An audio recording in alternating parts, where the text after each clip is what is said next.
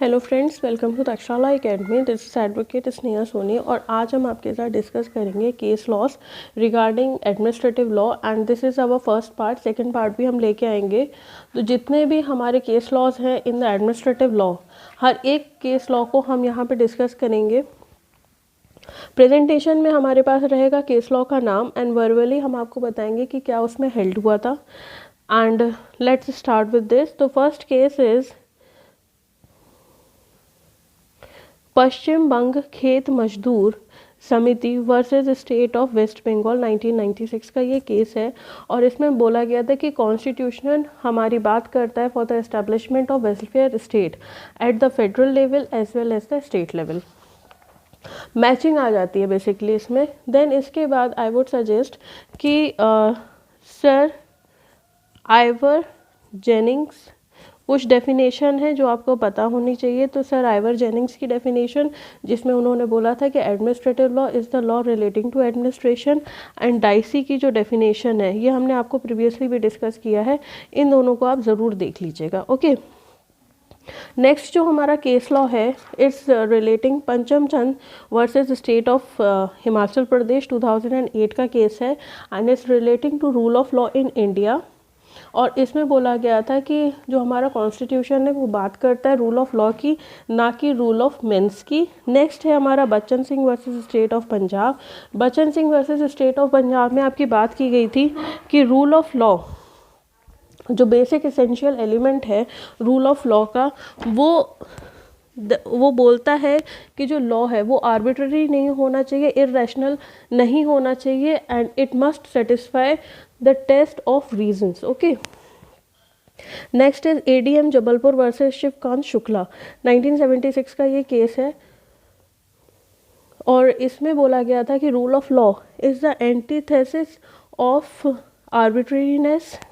Next है state of MP versus Thakur Bharat Singh 1967 का ये केस है। इसमें बोला गया था कि जो फेडरल स्ट्रक्चर है इंडियन कॉन्स्टिट्यूशन का उसमें कुछ फंडामेंटल प्रिंसिपल है जिसमें से एक है rule of law which includes judicial review of arbitrary executive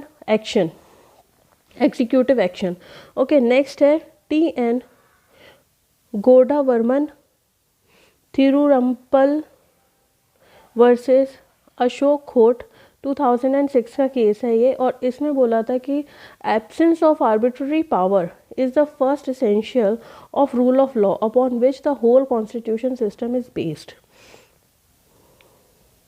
next case है Zahir Habibullah H Sheikh versus state of Gujarat 2004 का ये केस है और इसमें हेल्ड हुआ था कि जो principles of rule of law and due process are closely linked with human rights protection and such rights can be protected effectively when a citizen has recourse to the court of law. Next is Daryo versus state of UP 1961 का case है। इसमें बोला गया था that the binding character of judgment pronounced by the courts of competent jurisdiction is the essential part of rule of law. Next is national legal services authority versus union of India 2014 का case है। इसमें बोला गया था कि rule of law is social justice based on public order. तो अभी तक जो हमने केसेस डिस्कस किए हैं आपके साथ वो सब रूल ऑफ लॉ से रिलेटेड है। नेक्स्ट आता है हमारा सेपरेशन ऑफ पावर्स के बारे में। तो सेपरेशन ऑफ पावर की अगर हम बात करें तो इसमें पहला केस आ जाता है रे दिल्ली लॉज एक्ट 1951 में। तो यहाँ पे बेसिकली बोला गया था, सुप्रीम कोर्ट ने ऑब्जर्व किया था कि कॉन्स्टिट्यूशन ऑफ इंडिया में there is no express separation of power. कोई भी एक्सप्रेस नहीं दिया गया है कि सेपरेशन ऑफ पावर के बारे में, but it is clear that legislature is created by the constitution and detailed provisions are made for making the legislature pass law. legislature क्या बनाएगा? law बनाएगा। okay, तो next तो constitution has not recognized the doctrine of separation in the absolute rigidity but the functions of the different parts or branches of the government have sufficiently differentiated, मतलब भले ही rigidity में कोई भी चीज़ नहीं दी गई है सेपरेशन ऑफ पावर्स से regarded, but branches of government have been sufficiently differentiated. Next case is Ram Jawa Kapur versus state of Punjab, 1955 का केस है। इसमें भी बोला गया था कि constitution does not recognize separation of power in its absolute rigidity. Next is Ramakrishna Dalmia versus justice Tendulkar.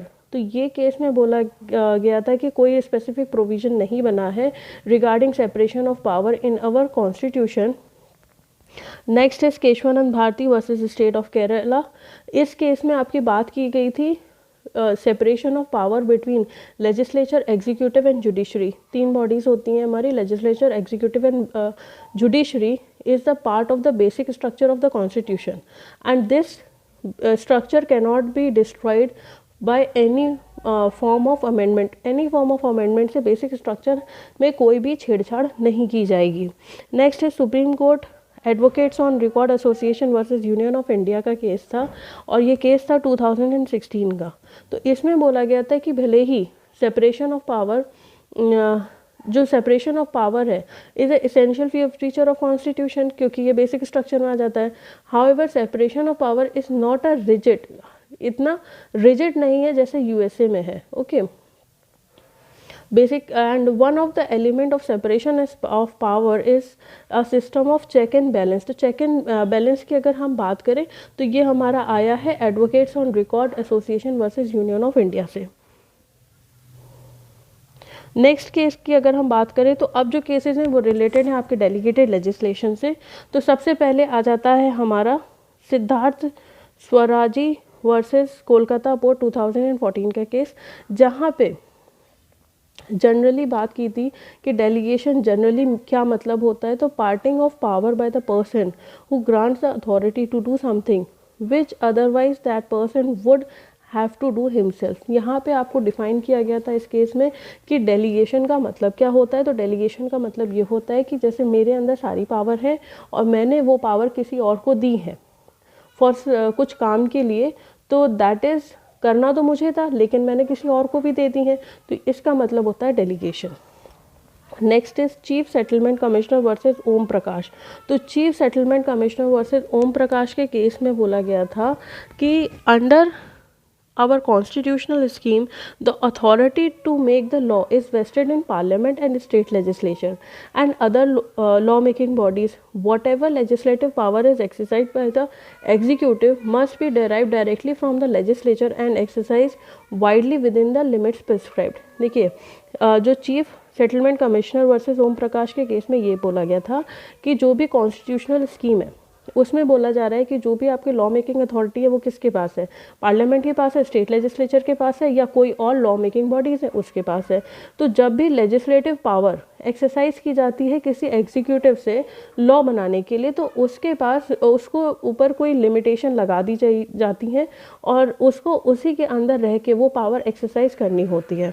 तो ये चीज़ बोली गई थी इस केस में। नेक्स्ट केस इज़, इससे पहले आप एक बार सालमन की डेफिनेशन जरूर देख लीजिएगा। सालमन ने act of legislature proceed from the supreme power of the state, इसके बारे में इन्होंने बोला था डेलीगेटेड लेजिस्लेशन में। Next case is saint John's teachers training institute versus regional director NCTE। ये केस आया था हमारा 2003 में और इसमें बोला गया था नीड के बारे में बात की गई थी कि नीड क्या होनी चाहिए डेलीगेटेड लेजिस्लेशन के लिए। नेक्स्ट है agriculture marketing committee versus Shalimar chemical works limited 1997। तो इसमें रीजंस के बारे में बात की गई थी, what must be the dominant reason for giving power of delegated legislation to the government. क्या पावर्स क्या रीज़न होने चाहिए कि आप डेलीगेट करेंगे। नेक्स्ट अगर हम बात करें तो it is about delegation delegated legislation in USA. तो डेलीगेटेड लेजिस्लेशन इन यूएसए में बहुत ही इम्पॉर्टेंट केस है, वो है फील्ड वर्सेस क्लार्क का। तो जिसमें आपके doctrine of delegatus non potest delegare के बारे में बात की गई थी। Okay, separation of power and doctrine delegatus non potest delegare के बारे में बात की गई थी एंड इसका मतलब होता है इस मैक्सियम का, a delegate can not further delegate his powers. Okay, next आता है डेलीगेटेड लेजिस्लेशन इन इंडिया। तो इसमें आपका सबसे पहला केस है Gwalior rayon silk manufacture corporation limited versus CST, 1974 का केस है। इसमें आपकी बात की गई थी कि जो लेजिस्लेचर है वो principle must lay down principle और restraint for the guidance of delegate, there should be no excessive delegation. मतलब ठीक है, आप अगर डेलीगेट कर रहे हो अपनी पावर्स को तो there must be some guidance and there must be some standard and limits which should be maintained. Okay, next अगर हम बात करें, it is union of India versus Purushottam, 2015 का ये केस है। तो इस केस में क्या हुआ था, ये बात करता है एक्सेसिव डेलीगेशन के बारे में। नेक्स्ट इज अवरिंद Singh versus state of Punjab, 1976 का केस है ये। और इस केस में आपकी बात की गई थी जो powers of any organ of the government amount to betrayal of constitution. Basically ये भी आपका एक्सेसिव डेलीगेशन के बारे में बात की गई थी। वसन लाल मांगा भाई सजन वाला वर्सेस स्टेट ऑफ बॉम्बे, 1961। इसमें आपके बेसिकली दो टेस्ट के बारे में बात की गई थी फॉर डिटरमाइनिंग एक्सेसिव डेलीगेशन। तो उसमें पहला था कि whether it's delegates essential legislative functions and second था कि whether the legislature has enunciated its policy and principle for guidance of executives. Next is Krishna Prakash Sharma versus union of India, 2001। तो कृष्ण प्रकाश शर्मा के case में हुआ था कि question whether the particular legislation suffers from excessive delegation. जो हमारा पर्टिकुलर लेजिस्लेशन बनाया गया है थ्रू डेलीगेटेड लेजिस्लेशन, क्या उन्होंने अपनी पावर एक्सेसिव फॉर्म में यूज़ की है। ये सारे जो केसेस हैं ये आपके एक्सेसिव डेलीगेशन से रिलेट करते हैं। Next is MCD versus Birla cotton mills. यहाँ पे भी आपकी यही बात की गई थी, एक्सेसिव लेजिस्लेशन से रिलेटेड। नेक्स्ट आता है आपका Vasudev Singh versus union of India. तो Vasudev Singh versus union of India 2006 का केस है। ये आपकी बात करता है कंडीशनल लेजिस्लेशन के बारे में। तो conditional legislation, the law is complete in all respect but it has not been brought into force immediately. And इस कंडीशनल लेजिस्लेशन में आई वुड रिकमेंड कि आप हार्ट की डेफिनेशन ज़रूर देख लीजिएगा। Okay, then next case is Hamdard Dawakhana versus union of India, 1960 का case है and this is also related to conditional legislation. Barium chemical limited versus company law board, 1967। ये जो आपका केस है ये आपका सब डेलीगेशन के बारे में है और इस सब डेलीगेशन के लिए जो आपके डॉक्ट्राइन है, it is delegatus non potest delegare, that means delegate can not further delegate. And इस केस में बोला गया था, सुप्रीम कोर्ट ने हेल्ड किया था that this maxim lays down rule of construction of statutes and it has to be interpreted keeping in mind the purpose and the object of the statute. Next case आपका आता है supreme court employees welfare association versus union of India, 1989 का case है and it is related to judicial control over of delegated legislation. ये सारे हम discuss कर चुके हैं इसलिए हम आपको ज़्यादा एलेबोरेटली यहाँ नहीं बता रहे हैं। तो इस केस में this case is related to judicial control of delegated legislation. Next is अवरिंद Singh versus state of Punjab. तो अवरिंद Singh versus state of Punjab का केस आया था 1979 में and it was related to legislative control of delegated legislation. यहाँ पे बोला गया था कि भाई there must be a parliamentary control over delegated legislation. Okay, next आता है हमारा नेचुरल जस्टिस से रिलेटेड केसेस। तो नेचुरल जस्टिस से रिलेटेड अगर हम केसेस की बात करें तो सबसे पहले Mohinder Singh Gill versus chief election commissioner, 1978 का केस है। इसमें बात की गई थी कि that the essence of natural justice is good conscience in a given situation. Then AK Kariappa versus union of India, 1969 का केस है। यहाँ पे बोला गया था the principle of natural justice supplement the law of land. Okay, Maneka Gandhi versus union of India, 1978 का case है। यहाँ पे भी आपकी बात की गई थी principle of natural justice must be used in every proceeding, judicial proceeding. Then R S Nayak versus union of India की अगर हम बात करें तो यहाँ पे बोला गया था whether the requirement of natural justice have been compiled with or not has to be considered in the context of fact and circumstances of a particular case. Principle of natural justice are flexible and not immutable, उसको हम हटा नहीं सकते, flexible है। Then next है Krishnachand Arora versus commissioner of police 1961 का case है। यहाँ पे बोला गया था भाई compulsion of hearing before passing the order applies the judicial and quasi judicial proceeding, भाई हियरिंग होनी चाहिए। Okay, next is Breen versus amalgamated engineering union 1971 का केस है। इसमें लॉर्ड डेनिंग ने ऑब्जर्व किया था कि जो स्टैट्यूटरी बॉडी है interested with discretion must act Fairlie, जिनके पास डिस्क्रिशन होता है उनको फेयरली एक्ट करना चाहिए। नेक्स्ट आता है हमारा union of India versus Sanjay जेठी का केस, जो आपकी बात करता है प्रिंसिपल ऑफ नेचुरल जस्टिस के बारे में ही बात करता है। 2013 का केस है। ये आपकी बात करता है रूल अगेंस्ट बायसनेस के बारे में, और इसमें बोला गया था that free from biasness means there should be absence of conscious और unconscious prejudice to either of the party. आप पहले से इंटरप्रेट नहीं करेंगे कि वो पार्टी कैसी है। Okay, R versus success justice 1924, तो इसमें जो आपकी बात की गई थी वो बोला था कि justice should not only be done but manifested and undoubtedly be seen to be done, केवल करने से नहीं होता है, वो दिखना भी चाहिए। ओके, देन बायसनेस की अगर हम बात करें तो 3 तरह के बायसनेस होते हैं। पिक्यूनरी, जहाँ पे कोई मनी बेनिफिट हो, पर्सनल, जहाँ पे कोई हमारा रिलेटिव, फ्रेंड, स्पाउस के बारे में बात हो रही है, एंड सब्जेक्ट मैटर, जहाँ पे उस जज का कुछ इंटरेस्ट होता है सब्जेक्ट मैटर में। तो अगर इन 3 चीज़ों में अगर वो जजमेंट देते हैं तो there must be a biasness. तो पिक्यूनरी के बारे में अगर हम बात करते हैं तो केस है मानक लाल वर्सेस प्रेमचंद सिंघवी 1957 का केस है। तो इसमें बोला गया था the pecuniary interest would wholly disqualify a person from acting as a जज।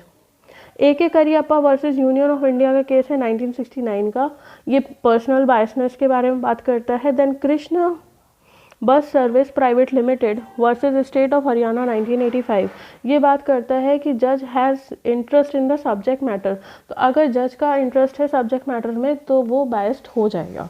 देन आपका एक और मैक्सिमम आता है audi alteram partem, means no one should be condemned unheard, मतलब अगर हमें किसी को पनिशमेंट दे रहे हैं या हम उसका कोई भी प्रोसीडिंग करते हैं तो अनहर्ड नहीं जाना चाहिए। ओके, दूसरा पार्टी भी हमको सुनना है।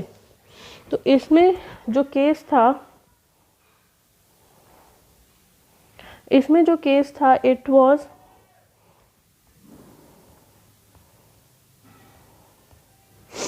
इसमें जो केस आया था वो था आपका BT Gupta versus state of Haryana 1973, and इसमें बेसिकली आपकी बात की गई थी रिक्वायरमेंट ऑफ नोटिस के बारे में। और इस केस में बोला गया था कि observe that even where there is no provision for notice in the schedule, मतलब नोटिस का कोई प्रोविजन नहीं दिया गया है उस लॉ में। इसमें भी बोला गया है कि the notice must be given if the order is likely to adversely effect the right of the parties involved, मतलब जिस लॉ के अकॉर्डिंग किसी को भी अगर कोई इफ़ेक्ट हो रहा है और वो एडवर्स इफेक्ट है, नॉट इन हिज फेवर, तो वहाँ पे नोटिस देना चाहिए। और नोटिस कैसा होना चाहिए, क्लियर स्पेसिफिक होना चाहिए। ओके, किसी तरह के एम्बिग्विटी भी नहीं होना चाहिए। Then next is Gorakh security services versus government of NCT of Delhi 2014 का केस था। इसमें भी बात की थी object of the notice is to give opportunity to the individual to present his case. भाई इसमें ऑब्जेक्ट की बात की गई थी कि अगर हम नोटिस दे रहे हैं तो हम क्यों दे रहे हैं, what is the reason behind for the notice. तो नोटिस का बीडी गुप्ता के केस में बोला गया था कि नोटिस देना है, भले ही लॉ में नहीं लिखा है, और गोरख सिक्योरिटी में बताया गया था कि what is the object of the notice. Next is rigid versus Baldwin 1964 का केस है और इसमें बात की गई थी राइट ऑफ हियरिंग के बारे में बात की गई थी, and Maneka Gandhi versus union of India के केस में भी राइट ऑफ हियरिंग की बात की गई थी। MP industries versus union of India का केस है 1966 का। यहाँ पे बोला गया था that the opportunity of hearing need not be personal hearing. Kanda versus government of Malaya 1962 का केस है, इसमें बोला गया था डिस्क्लोजर ऑफ मटेरियल। देन आता है हमारा HL Trehan versus union of India. तो इस केस में आपकी बोली गई थी, इस केस में आपके पॉइंट आउट किए गए थे कि क्या क्या डिसएडवांटेज हो सकते हैं ऑफ पोस्ट डिसीजनल हियरिंग के। बहुत लेट में अगर पोस्ट डिसीजनल हियरिंग कर रहे हैं तो उसमें क्या क्या लॉस हो सकते हैं, क्या डिसएडवांटेज हो सकते हैं। Next is Olga Tellis versus Bombay municipal corporation in 1985 का केस है। तो यहाँ पे honourable supreme court held that departure from a fundamental rule of natural justice may be presumed to have been intended by the legislature only in circumstances which warranted। अगर आप किसी भी basis पे नेचुरल जस्टिस को depart कर रहे हो, वहाँ पे नहीं यूज़ कर रहे हो, तो there must be some specific reasons, and ये केस आपका रिलेट करता है एक्सक्लूजन ऑफ नेचुरल जस्टिस के बारे में। That's all for today, and I hope you like it. If you like it, to do comment in the comment box and like the video and share the video. Thank you so much.